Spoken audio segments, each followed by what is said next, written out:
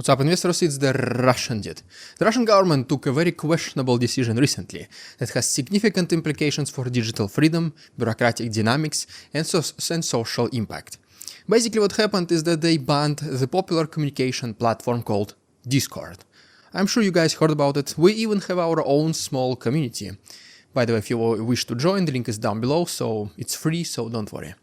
This move obviously raises critical questions about the government's motivations, especially when compared with its stance on other major platforms like YouTube and Instagram, which are thousands times bigger but still are relatively operational in Russia. But what Russia and Putin did not anticipate with the ban of Discord is how much it would affect the Russian military itself, which previously heavily relied on this platform.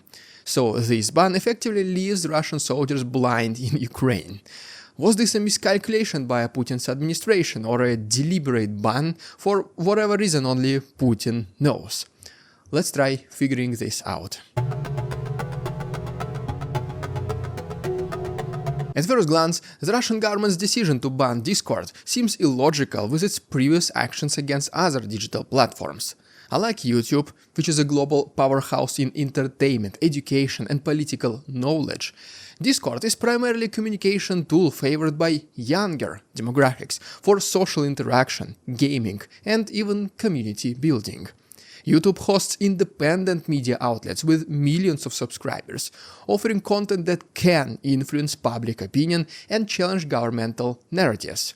And since Putin banned every media that speaks against him and every similar artist received the mark of so-called foreign agent, the existence of YouTube is pretty much the only place where opposing Russians can get their information and updates. The government's hatred towards YouTube is evident through measures like slowing down streaming speeds and promoting domestic alternatives such as VK, the equivalent of Facebook, and even RooTube. But they are nowhere near close to the size of YouTube. Even famous Russian YouTubers, after switching to Russian equivalents, drop like 80–90% in viewership.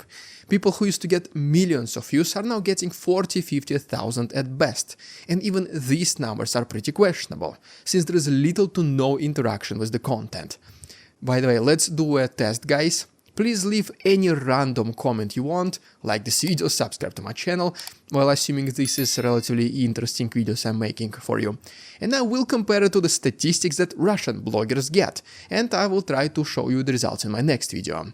I'm assuming the difference will be huge. Discord, however, does not fit this profile. It is not a hub for political activism or a platform known for spreading dissenting views. Unlike Telegram, which has played a role in shaping the war perception in both ways, Discord serves as a virtual gathering place where individuals chat, stream content, and collaborate on projects, particularly within the gaming community. I can personally confirm it. Every time I play video games with my friends, we use Discord for voice chat. It is that simple.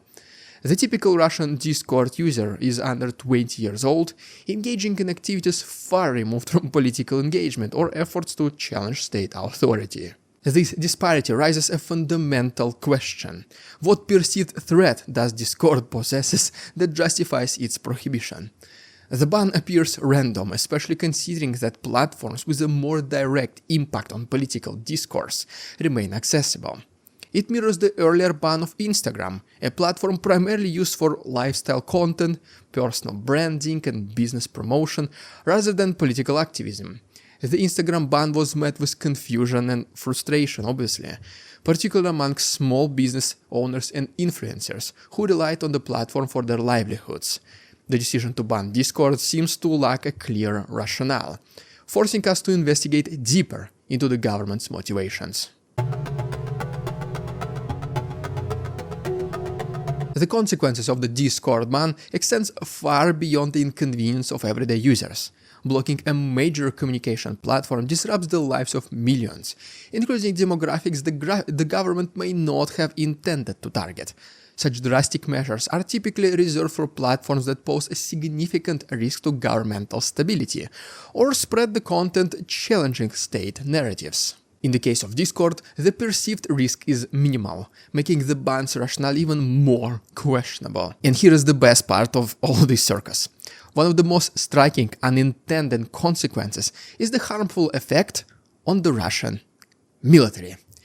Discord has been an essential tool within military operations, particularly for coordination and communication among units involved in unmanned aerial vehicles, well, drone operators. Since most of commercially produced drones are modified to meet military needs and standards, often decisions made that are pretty just improvised. That's why a lot of drone operators, they use Discord to just broadcast the image from the drone to their computers, goggles or other screens. The entire well-established system heavily relies on Discord. And you already know how important drones are in the modern warfare. They are used literally for everything. Reconnaissance, assaults, finding and retrieving missing soldiers, sending supplies to the front lines and much more.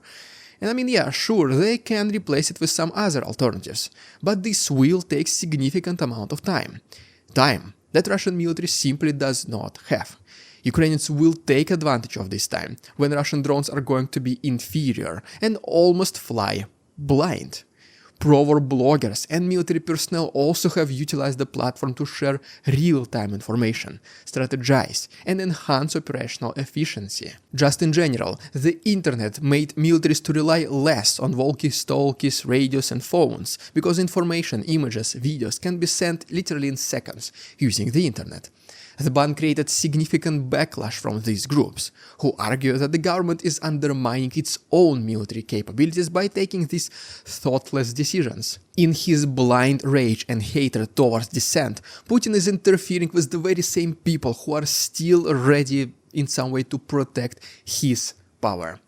The ban also impacts the younger generation, who form a substantial portion of Discord's user base.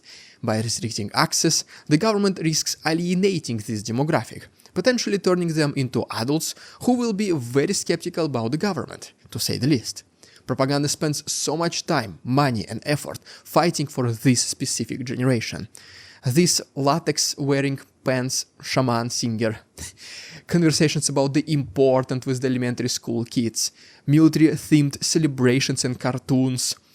Though their younger minds do not fully comprehend the purpose of these actions, but when you ban their favorite chat tool that they used to simply play, Fortnite, this is what is going to leave a deep mark. The long-term implications also include a possible brain drain, as talented youth may seek opportunities in more open societies, diminishing even further Russia's human capital. The economic consequences are also significant. Small businesses, content creators, and entrepreneurs who utilize online platforms for commercial purposes, they obviously face setbacks. Platforms like Discord and Instagram have become integral to modern business models, offering avenues for marketing, customer engagement, and community building. The ban disrupts these operations. Businesses earn less money or even shut down completely, which also means less taxes for war efforts for the government.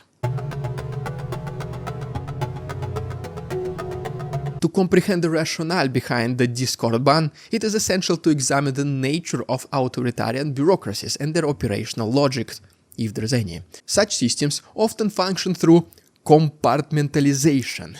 That was a difficult word. With different agencies pursuing their own objectives independently, sometimes without regard for general direction of the state. In this context, Roskomnadzor, the federal agency responsible for supervising communications and informational technology, basically one big censor bureau, it operates under a mandate to assert control over the internet within Russia's borders. Assert control over the internet, you heard it right. It is like trying to fill a jar of water using a fork, but, well, at least they're trying. The agency's long-term goal of establishing a sovereign Russian internet involves systematically restricting access to foreign platforms that cannot be controlled or monitored by the state.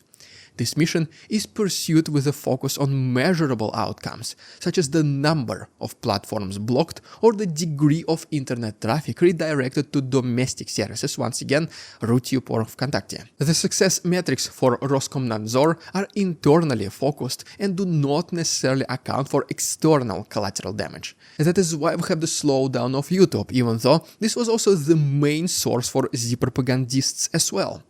This approach results in a lack of coordination between agencies, leading to decisions that may undermine other governmental objectives.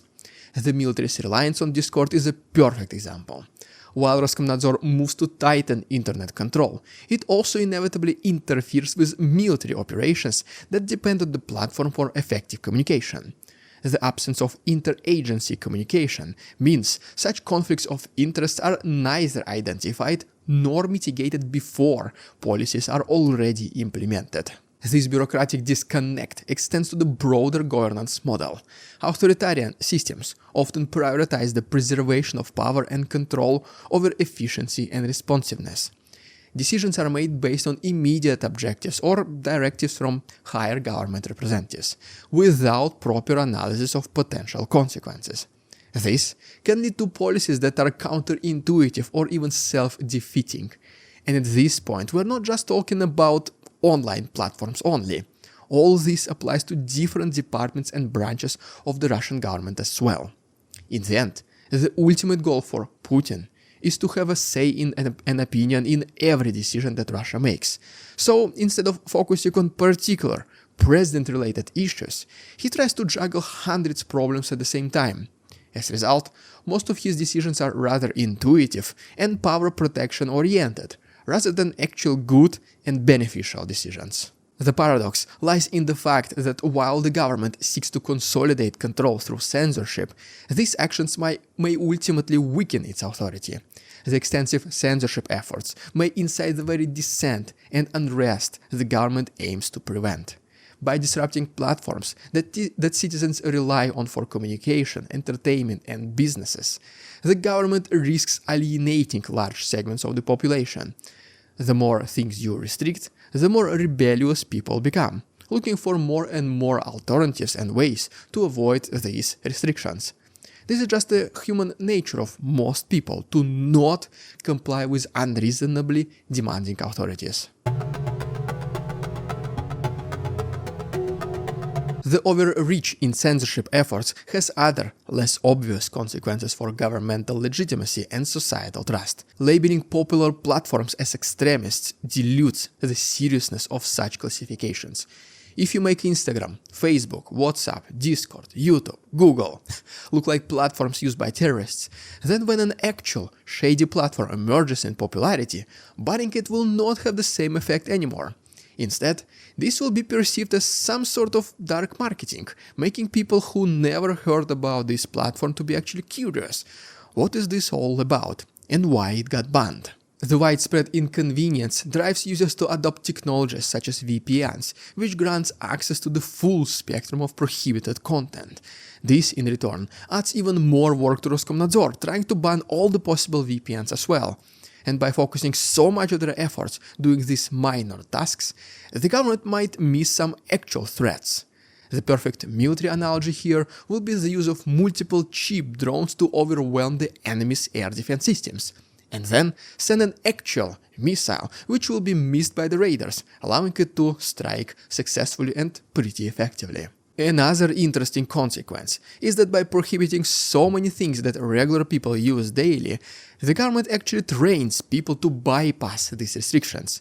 Very few people knew about VPNs and Tor network just literally a couple of years ago, and now using them became, even for the older generation, like literally a second nature. And once these things are no longer available, the people will still find a way to access their favorite platforms. So ultimately, it will take significant resources of the Russian government to restrict the flow of information inside Russia. The Russian government faces a critical choice. It can continue down the path of unmanageable control, risking further erosion of authority and social trust, or it can reevaluate its approach to internet governance. Keeping a balance between national security interests and the rights of citizens is extremely crucial. But wait a second. Who am I to even give the advice to the regime of Putin? When an enemy is doing a mistake, well, just leave them be, and they will destroy themselves with your minimal involvement. So, guys, you understand what I'm trying to say here, but yes, let's just watch and learn what the Russian government is going to do with all this, because inevitably it is going towards its inevitable collapse. Well, there you have it, guys. Thank you so much for watching. Please like this video, subscribe to my channel if you enjoyed today's episode. There are links down below if you wish to support my work. Thanks so much for watching. See you tomorrow. We won't succumb to their tricks, the facade they try to sell. Their twisted words and feeble claims are resolve they cannot quell. We see through their lies, their feeble attempts to sway. We do not believe in ridiculous Russian propaganda.